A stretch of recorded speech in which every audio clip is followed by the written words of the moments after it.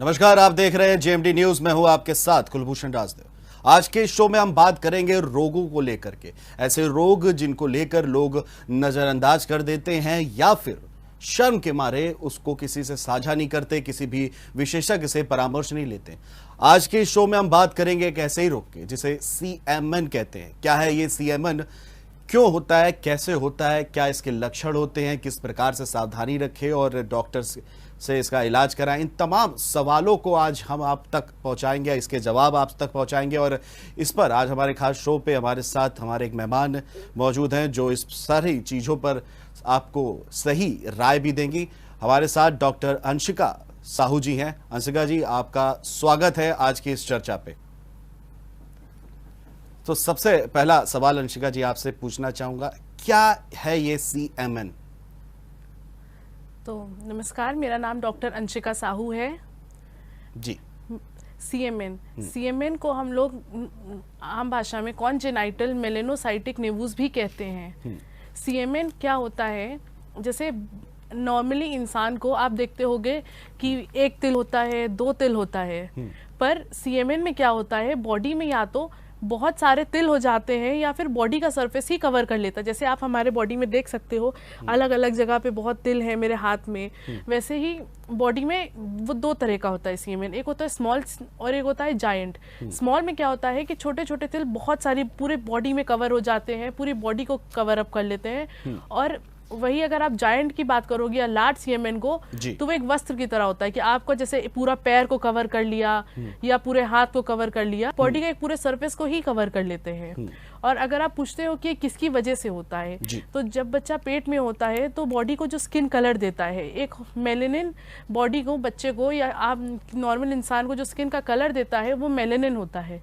और मेलेनिन में एक जीन पाया जाता है जिसको हम कहते हैं NRAS जीन, NRAS जीन। जब उसमें म्यूटेशन हो जाता है, उसमें गड़बड़ी आ जाती है, उसकी वजह से बच्चों में सीएमएन डेवलप कर जाता है। मतलब आपका कहने का मतलब है ये क्या कहते हैं, जन्मजात भी हो सकता है और मतलब पीढ़ी दर पीढ़ी भी ये हो सकती है बीमारी? नहीं, ये बच्चे में ये जेनेटिक होती है। मतलब ऐसा होता है कि बच्चे का जब पैदा होता है तो वो बच्चे के साथ पैदा हो, सीएमएन के साथ पैदा होता है। कुछ कुछ केसेस ऐसे भी आए हैं जिसमें सीएमएन जो होता है वो या तो 1 महीना से 2 साल के बीच में बच्चे के हुआ है। जो सीएमएन होता है, अगर हम उसकी कितने लोगों में होता है उसकी बात करें तो जो छोटा सीएमएन होता है वो हर 20,000 में एक बच्चे को होता है।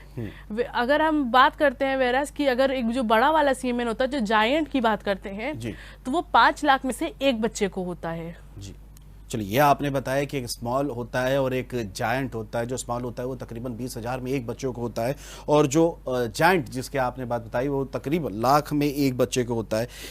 ये आपने बता दिया कि ये जो सीएमएन है ये क्या होता है।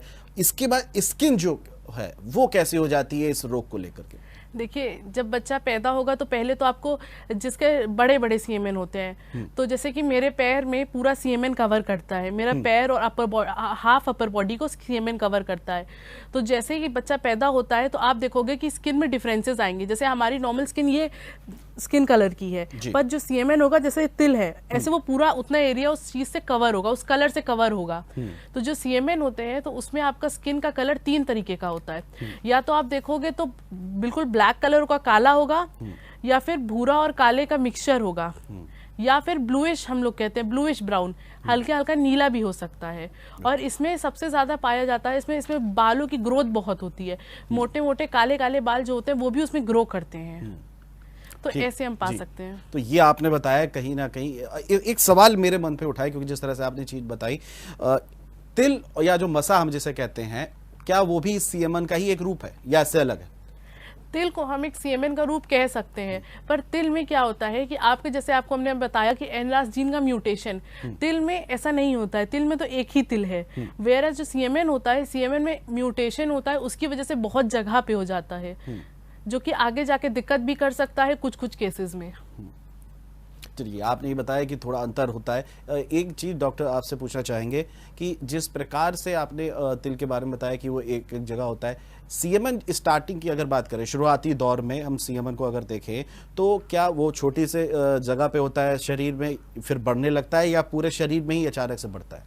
देखिए सीएमएन में क्या होता है कि सीएमएन एक तरीके का आपका बॉडी का हिस्सा बन गया है। जैसे कुछ एरिया आपका जो स्किन कलर का होता है, जो कि नॉर्मल स्किन का कलर होता है, वैसे ही सीएमएन अपना ब्लैक कलर का होता है। जैसे जैसे आप बड़े होते जाओगे तो आपके साथ वो स्किन के सरफेस के साथ बढ़ता जाएगा।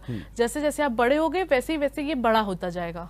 चलिए, ये आपने बताया कि जैसे जैसे उम्र दराज बढ़ते जाएंगे हम वो सीएमएन जो है वो अपना रूप लेता जाएगा। डॉक्टर अंशिका, इसमें एक और मेरा सवाल है, इसको कैसे पहचाने? जैसे आम लोगों को तो इस विषय में इतनी जानकारी नहीं होती, लोग सोचते हैं ये छोटा सा तिल है या मसा है या फिर कुछ इसको बर्थ मार्क का भी आप नाम दे देते हैं। इसको पहचानने का क्या सबसे सटीक तरीका क्या है?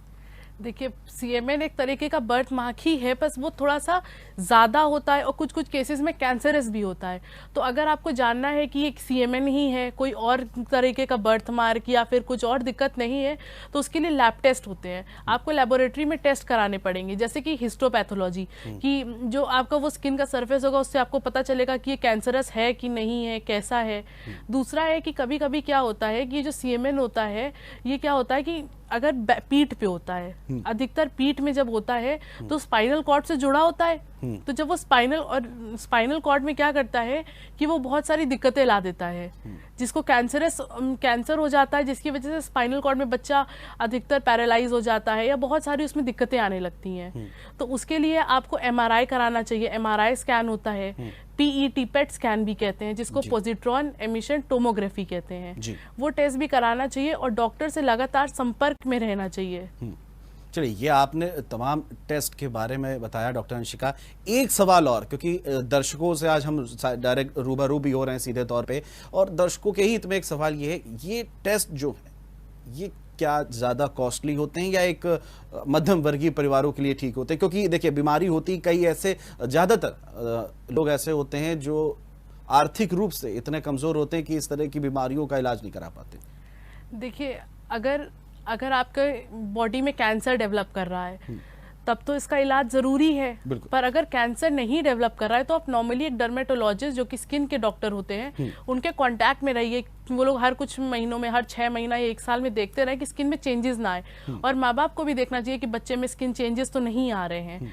और रही बात अगर इसकी माध्यम की इसके टेस्ट के पैसे की, तो हिस्टोपैथोलॉजी बहुत कॉस्टली नहीं होती है। और अगर एमआरआई आप कराने जाते हो तो एमआरआई का आमतौर पे 6 से 7 हज़ार रुपये, 5 हज़ार रुपये लग ही जाता है। पर अगर आपके पास इतना पैसा नहीं है ये सब करने का तो आप सरकारी अस्पतालों में भी करा सकते हैं, वहाँ पे बहुत कम पैसे में भी हो जाता है। चलिए, आपने ये हमारे दर्शकों को बहुत अच्छी चीज़ें बताई डॉक्टर अंशिका जी, कि सीएमएन के बारे में कि क्या होता है, कैसे होता है, स्किन में कैसे हो जाती है और पहचाने कैसे, और आपने जिस तरह से लैब टेस्ट के बारे में भी बताया और तमाम चीज़ें बताई कि ये एक बजट में भी आ जाता है, क्योंकि सबसे बड़ी समस्या आर्थिक रूप से भी होती है।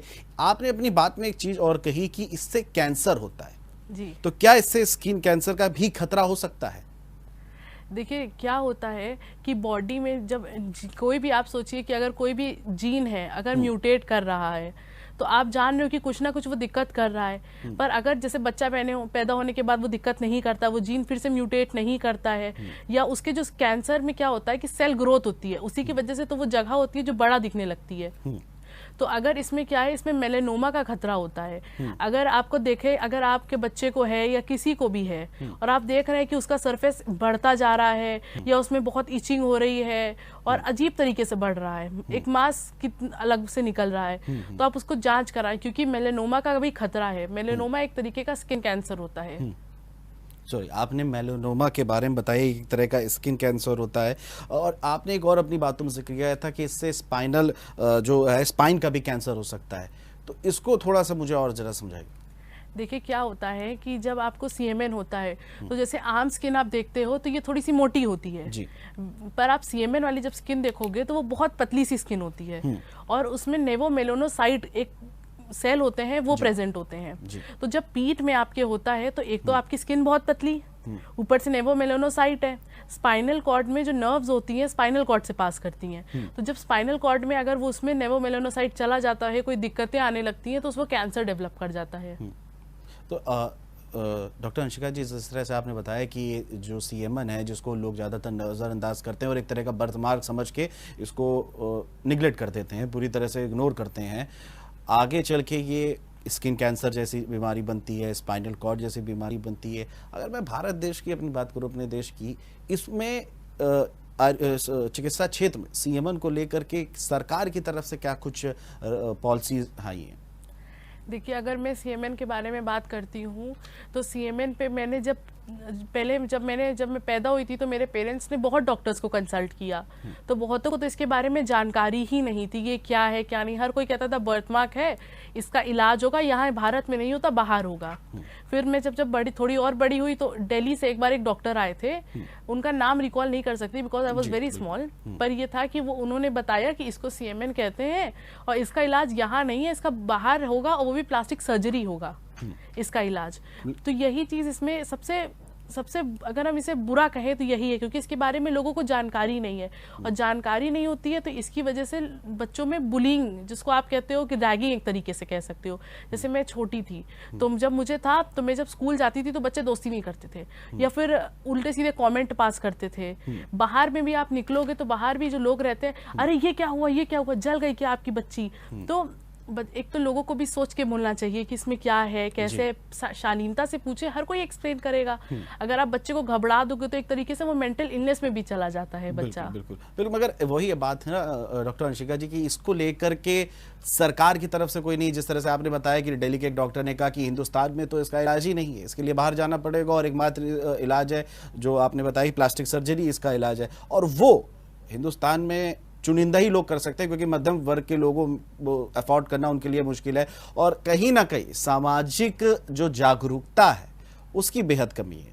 जी, तो अगर हम इसी की बात करते हैं कि जैसे अब इसका ट्रीटमेंट क्या होता है, इसका ट्रीटमेंट होता है प्लास्टिक सर्जरी, आप जिसको कहते हो बलूनिंग कह सकते हैं, उसको हम कह सकते हैं ग्राफ्टिंग। जो ग्राफ्टिंग है, पहली ग्राफ्टिंग, प्लास्टिक सर्जरी के सब हर कोई जानता है कि बहुत कॉस्टली होती है जी। तो अगर आपको बच्चे का अपना हटवाना ही है, अगर उसको कोई दिक्कत आ रही है, आगे आपको डर है कि कोई दिक्कत ना हो जाए, तो जल्द से जल्द बच्चे के होने के जल्द से जल्द में होता है, और ये भारत में अब होने लगा है। बस ये है कि ये कॉस्ट बहुत ज्यादा होती है, इसका बहुत पैसा लगता है। प्लास्टिक सर्जरी, प्लास्टिक सर्जन से आपको कंसल्ट करना होगा, तो इसमें ये दिक्कतें आती हैं, ये इसमें पैसा बहुत खर्च होता है।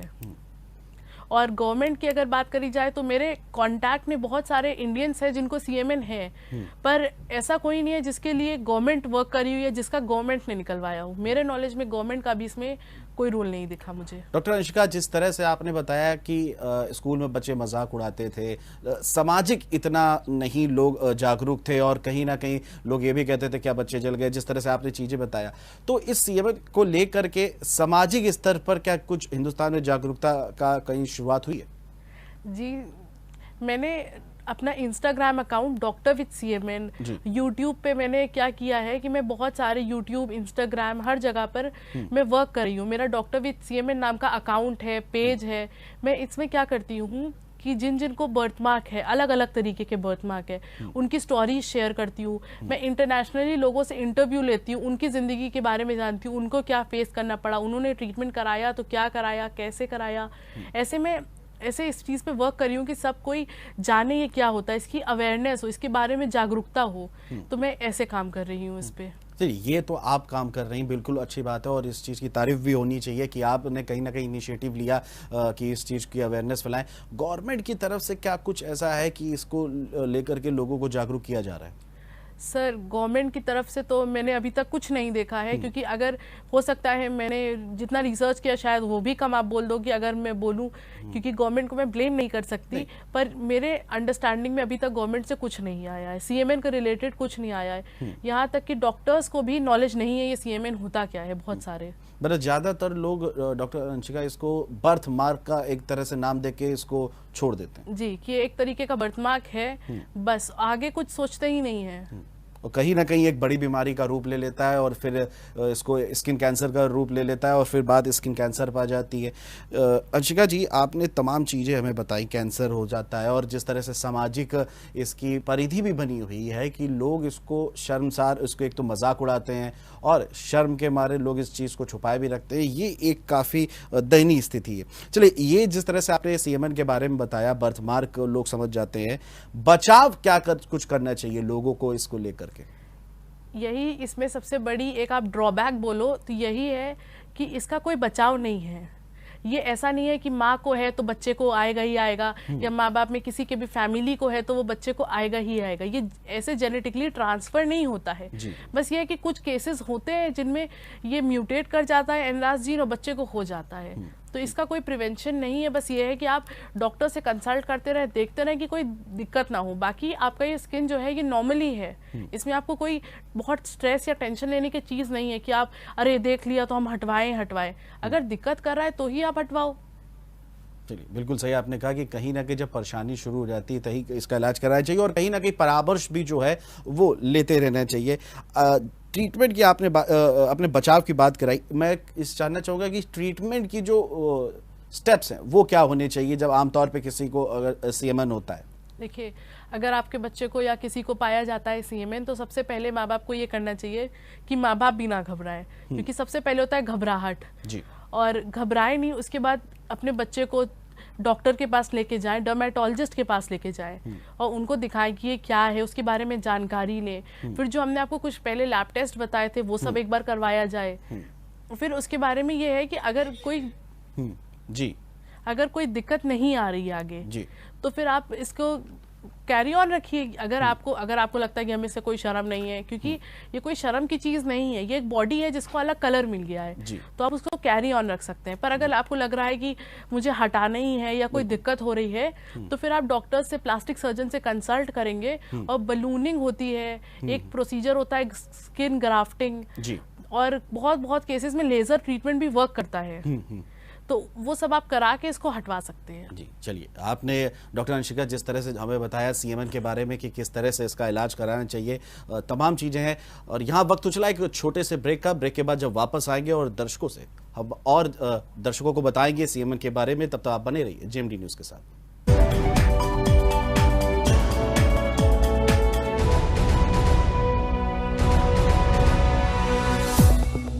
ओपन विगत कई वर्षों से क्वालिटी एजुकेशन देने।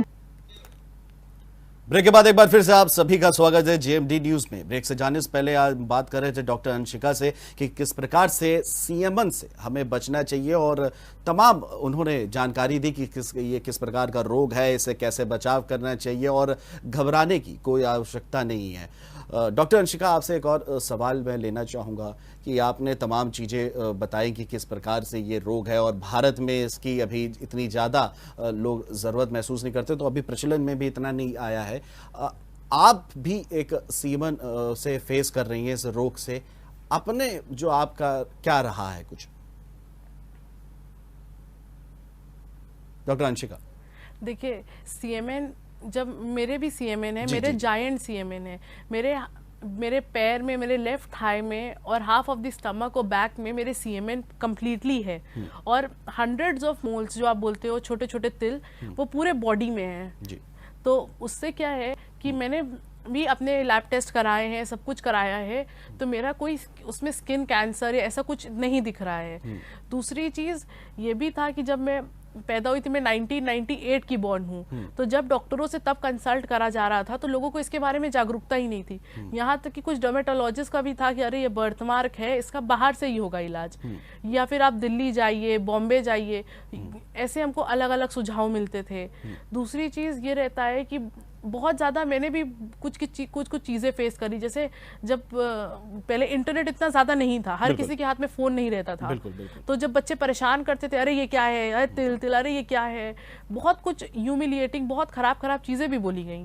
और मेरी मम्मा को भी इस चीज़ का, मेरे पेरेंट्स को भी इस चीज़ का बहुत चीज़ें फेस करी गई।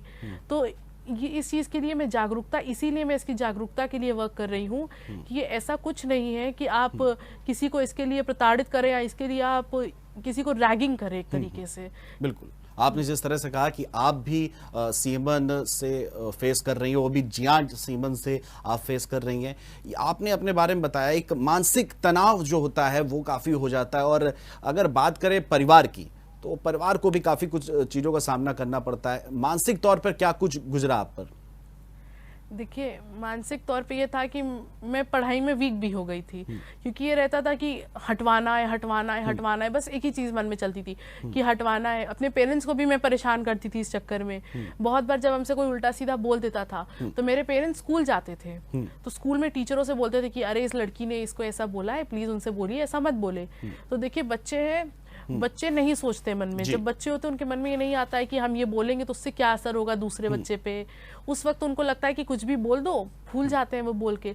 पर जो दूसरा बच्चा जो फेस करता है जी। तो जैसे मेरा ये था कि मैं जैसे अपनी मम्मा से शिकायत करती थी कि मम्मा इसने आज ऐसा बोला, तो मम्मा हर दूसरे दिन स्कूल जा रही हैं कि मैम ऐसा बोल रहे हैं, बच्चों को समझा दीजिए। मैम समझा रही है, पर मैम के जब तक सामने वो नहीं बोल रही है, फिर जैसी मैम जाती थी वो छुट्टी पे हमको चिढ़ाने लगते थे, तो जिसकी वजह से हम फुल कपड़ा पहनने लग गए थे। ऐसा नहीं था कि हम अपना, मतलब होता है कि हाथ भी शो कर रहे हो, कुछ नहीं, फुल कपड़ा, घर में रहना। और बहुत मेंटली ये था कि बस हटवाना है किसी भी तरह।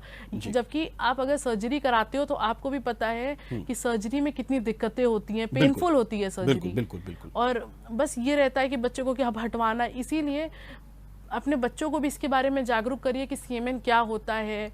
और अगर किसी को में है तो आप उसे तंग मत करिए, क्योंकि हर कोई हर अलग अलग तरीके किसी बीमारी से पीड़ित होता है। बिल्कुल बिल्कुल। डॉक्टर अंशिका इस बात से पूरी तरह सहमत है कि क्योंकि कहीं ना कहीं कोई रोगी अगर किसी रोग से जूझ रहा है तो उसको मानसिक रूप से मजबूत होना बेहद जरूरी है, और तभी वो उसका परिवार भी मजबूत रहेगा और इसी तरह समाज में जागरूकता भी फैलेगी। डॉक्टर अंशिका, ब्रेक में मैं चर्चा कर रहे थे कि आपकी इस पर थीसिस भी है, कोई बुक भी है, उसके बारे में हमारे दर्शकों को बताइए। जी, तो मैं सीएमएन पे एक इंटरनेशनल ऑर्गेनाइजेशन है नेवूज ग्लोबल नाम से, तो मैं उस पे काम कर रही हूँ। मैं उस पे एज एन इंडियन डेलीगेट काम कर रही हूँ। मतलब ये है कि उसमें अलग अलग 30 या 40 देश के अलग अलग लोग हैं, पर भारत से ना कोई खड़ा होता है और ना ही उसमें कोई है जो खड़ा हुआ है अभी तक।